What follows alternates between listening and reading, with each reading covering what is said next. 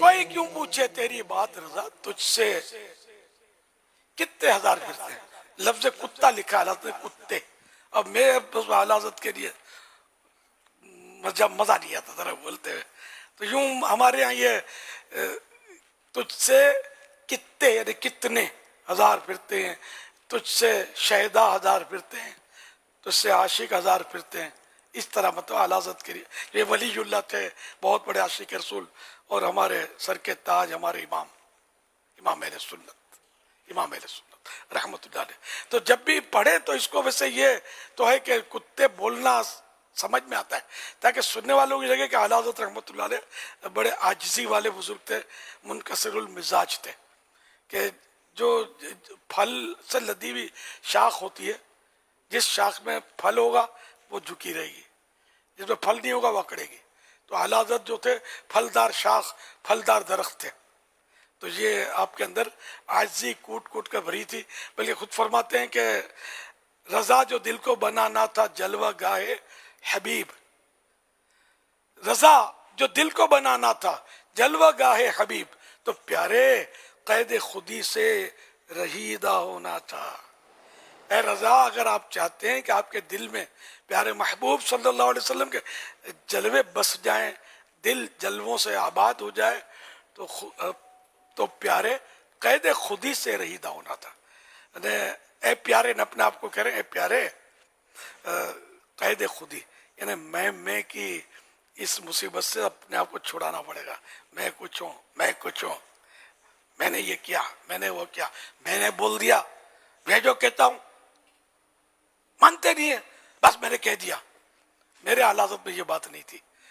نہ کسی عاجزی والے عالم دین کے ساتھ ایسی بات آپ دیکھیں گے, وہ عاجزی کریں گے. باقی وہ یہ کہ جو شاخ پھلدار ہوتی ہے وہ جھکی رہتی ہے, جو شاخ پھلوں سے خالی ہوتی ہے وہ اکڑتی ہے.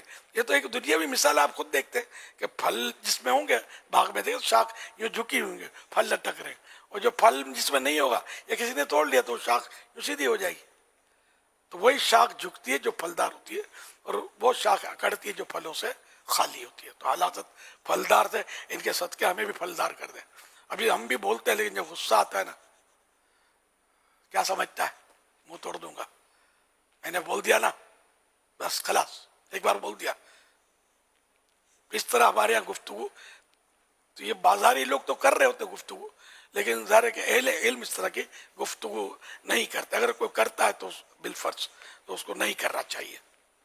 عاجزی, انکسار, عجز و انکسار اگر ہمارے اندر ہوگا تو ظاہر ہے کہ ہمارے اطراف میں بھی اس کی برکتیں ظاہر ہوں گے, لوگ یہ سیکھیں گے, ہمارے بچے بھی سیکھیں گے.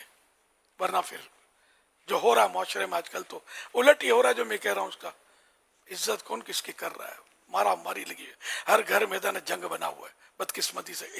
علم نہیں ہے, ماحول نہیں ہے, گناہ والے چینلز نے مطلب کھانا خراب کر رکھا ہے, پھر سوشل میڈیا نے رئیس کسر بھی نکال دیے. گناہ گناہ گناہ. اللہ پاک ہم سب کو نیک بنا دے, نیکوں کا صدقہ نصیب کر دے. صلو علی الحبیب صلی اللہ علی محمد. دل سے غرور نکلے بغیر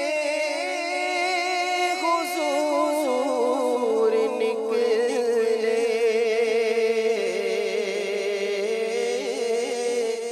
دل سے غرور نکلے آمین. اللہ بغیر حضور نکلے. یا رب مجھے بنا